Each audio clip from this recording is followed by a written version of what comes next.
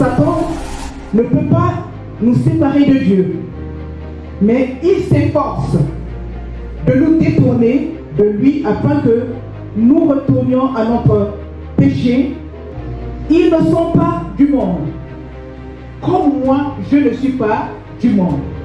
Bien-aimés, nous vivons dans un monde marqué par le péché. Mais notre identité en Christ nous appelle à la différence. Notre identité en Christ nous appelle à la différence. Bien qu'étant dans ce monde, nous sommes comme des voyageurs dans une terre étrangère, appelés à marcher parmi les hommes, tout en étant citoyens du royaume céleste. Est-ce que tu peux te rendre compte que dans ce monde, tu n'es qu'un simple voyageur, mais tu es citoyen du royaume céleste. Tu es citoyen du royaume céleste. Est-ce que tu comprends cela? Tu es différent des autres. Jésus t'a pris dans le monde, ce monde qui est plein de péchés, ce monde où il y a beaucoup de choses. Nous vivons dans un monde, mais ne devons pas laisser le monde entrer dans nos cœurs. Pour comprendre ce que signifie ce monde. À quoi fait-on allusion? De quel monde s'agit-il?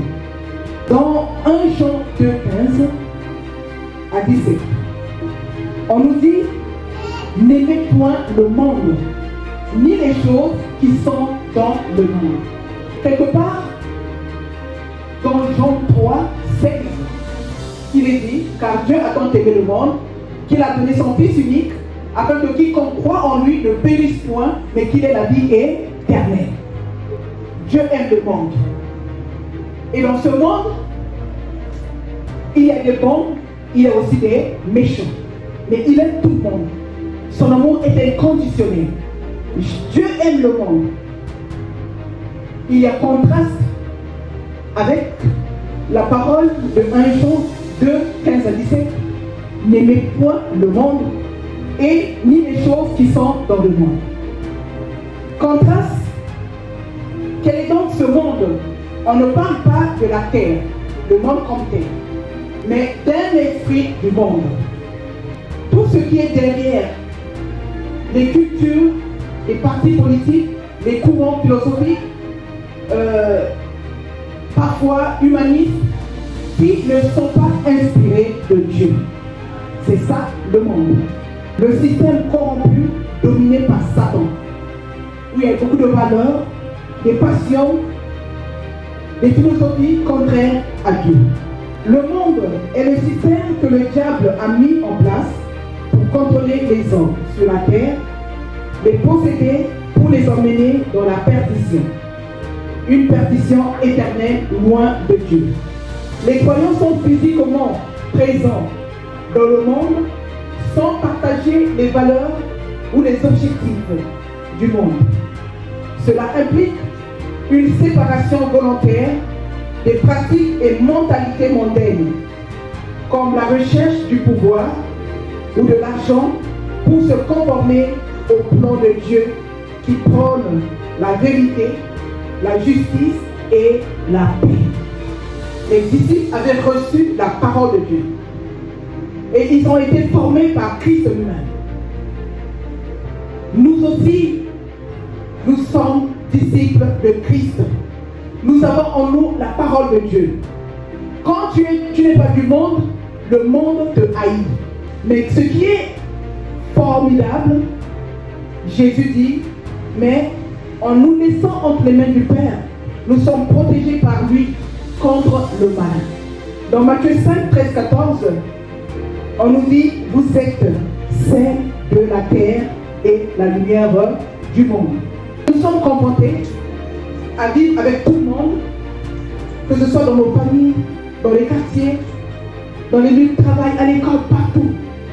Mais nous n'avons pas à fuir. Nous devons influencer par la lumière que nous sommes. Nous n'avons pas à nous conformer au siècle présent.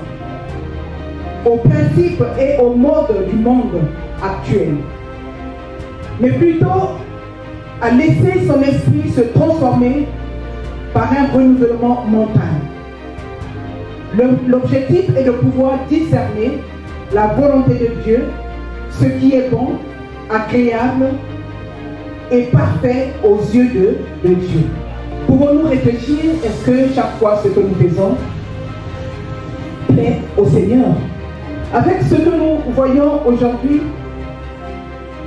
tout le monde veut faire la même chose. Concrètement, nous n'avons pas à copier les tendances du monde. Aujourd'hui, je ne sais pas, cette idée venait d'où? Lors des mariages. Qu'est-ce que nous constatons? Lors des décès dans nos familles, nous donnons plus de place à ce qui est éphémère. Nous voulons tous avoir les mêmes balles pour prouver aux yeux des autres que nous sommes de la même famille.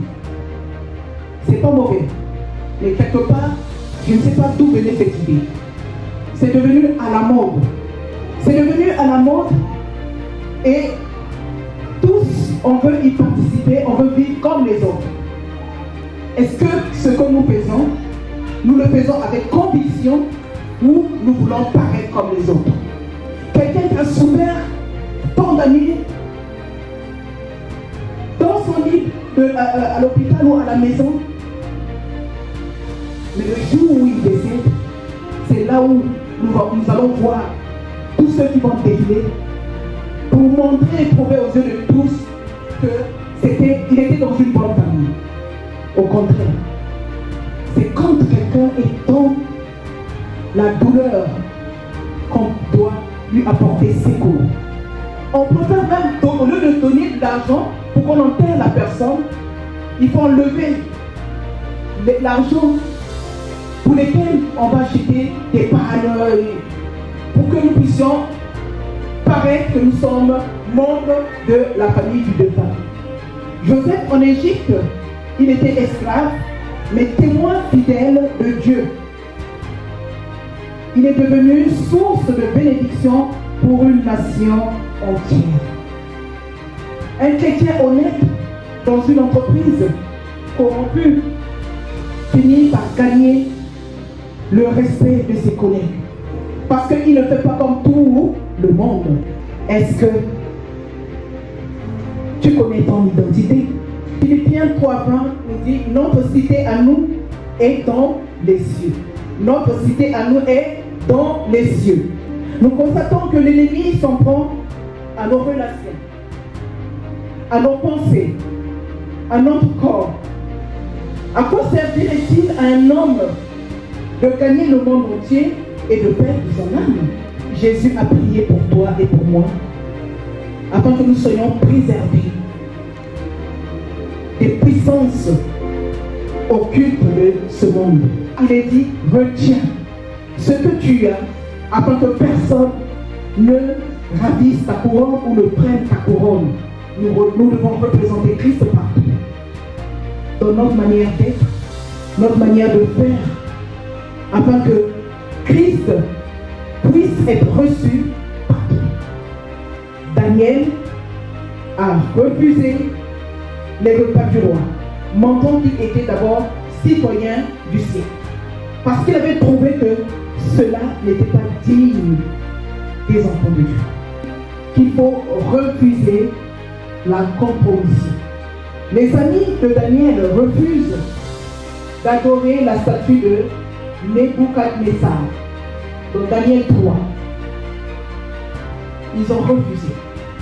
Parce que dans les 10 commandements, il est dit: tu n'auras pas d'autre Dieu devant ma face. Est-ce c'est pour plaire aux hommes que nous devons accepter? Ils n'ont pas accepté, ils ont refusé. Vaut mieux accepter d'être tué.